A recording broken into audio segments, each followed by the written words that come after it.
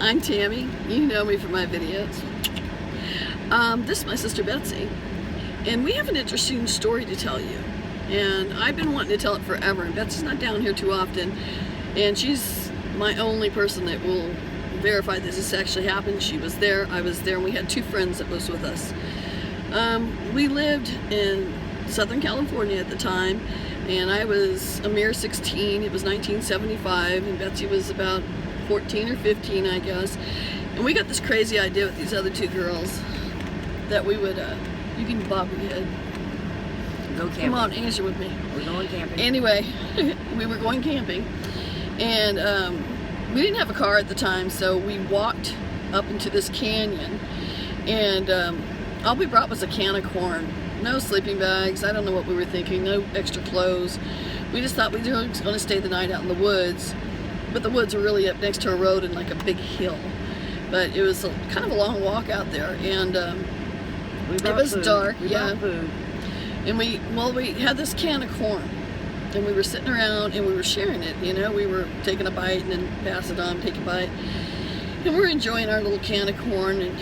And the next thing we know, we're sitting there by this tree, and we hear the most god-awful, horrendous scream, like I can't even do it. Okay. It sounded like a man, but it sounded like a roar of an animal. It sounded like a moose. Like if you imagine a moose that was crossed with a bear. And it was running through the forest. It was running hard and fast. And you can hear the trees cracking. Yes, the branches were cracking, literally snapping. You're thinking, how big and strong is this thing that it could snap branches off trees? And we took off running and screaming, and we're going down the road, and it's staying with us, but it's not coming out where we're at. We're out on the road running. It's in the trees, and it's running the same direction. And we're screaming and crying, and we knew we were going to die. And I was wet. Yes, Betsy and this other girl, Judy, literally wet their pants. They were so scared. It was the scariest night of our lives. I knew exactly what it was as soon as I heard We both it. thought it was Bigfoot later. Well, we all four did. But there was no doubt. You know what it is. We were crying. We thought our lives were over. And then we would turn and run the other direction, and you could hear it turn and go the same direction we were going. And this happened like 3 times. And we're running, we're crying. We felt like we were in a horror flick. You know, it was very terrifying. Well, anyways, suddenly a truck comes up out of nowhere. I guess it was a truckload of boys. Probably, Betsy says 5. I said there was like 8. It seemed like a bunch of them. And they were coming down from up on the hill. They had been partying up there. And we flagged them down, you know, stop. For God's sake, stop. And they stopped, and we got in the truck, and they were like, no, we're not going anywhere. And we were telling them, you gotta go, there's a monster out here. And they didn't believe us. No, they thought we were making it up. They said we were crazy, trying to get attention. Asked us what drugs we were doing, you know, whatever. And we're like straight as boards that night. And we were young, we didn't clean. Yeah, we were pretty good then. Yeah, very good. No, we weren't that good. But anyway. I was a good kid. I wasn't. Anyway, so they wouldn't leave, and they thought we were crazy, and they laughed at us and made fun of us, and finally did not believe us. They said we were crazy. And so I said, just listen. And so they stayed and they listened, and the dang thing wouldn't come out. It wouldn't make the noise. So some time goes by, and you know, we smoke a little weed with them. Now we're getting relaxed. You know, things are good. You know, the thing went away. It's gone. Whatever it was. She smoked pot. Anyways, oh, she didn't. No, I didn't. Anyway. I didn't.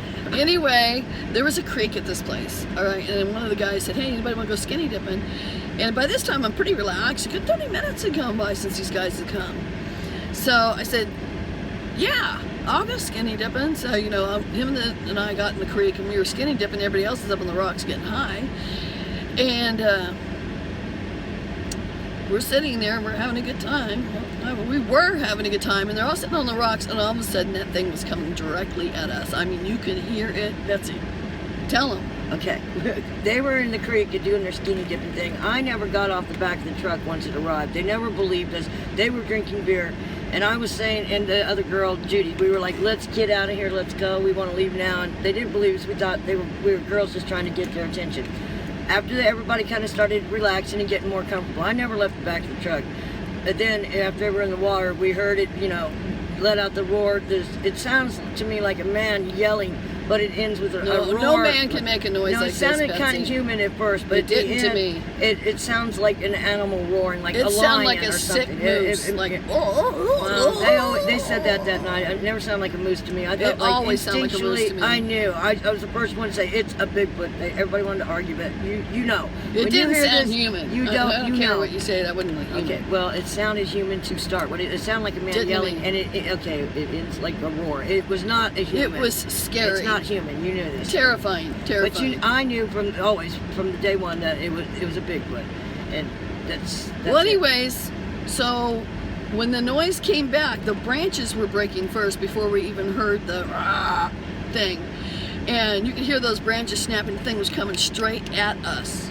They were up on rocks. We're down here in the water, and I was out of that water faster than I was up. She was gone. so fast, she ran over that one guy that was in the water. I literally ran over the top of somebody. Broke his kneecap. No, it wasn't his kneecap. I cracked his leg. Anyway, we didn't find out till the next day. Anyways, well, we they got went out. just screaming and running and We got out ran of and the we got in the canyon. back of that truck, and it was just like a movie. That guy could not start the truck up. He was so scared. All these boys were crying like a bunch of girls. Yes, they were. We were all screaming, crying, go, go, go, go, go. I don't even remember where my None clothes of them were. wet their pants. I but- think somebody put a jacket on me or something, because I don't remember what happened to my clothes or what, but we were running and got in that truck. He finally got it started. We got down to the 7-Eleven. We all talked about how shocking that was and how scary it was. They were believers now. Oh yeah, and so the next day, we went and told some friends, and they told friends anyway. So we all went up there the next day, and there was a lot of Over people there. 100 people. We were the only people that night, and then the next night, it's like everybody in Little San Dimas, California found out. The whole San Gabriel Valley. Yeah, they all were there. Anyways, so we thought we're not scared now. We got backup, man. We got lots of people here. Took my boyfriend up there.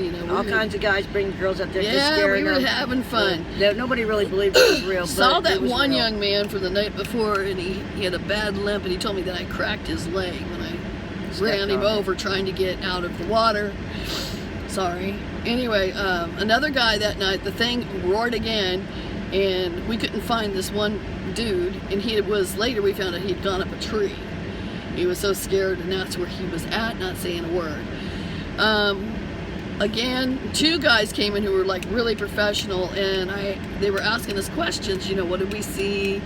I said I didn't see anything, but we did find this like cave thing that we believed he was living in. Betsy says she saw him.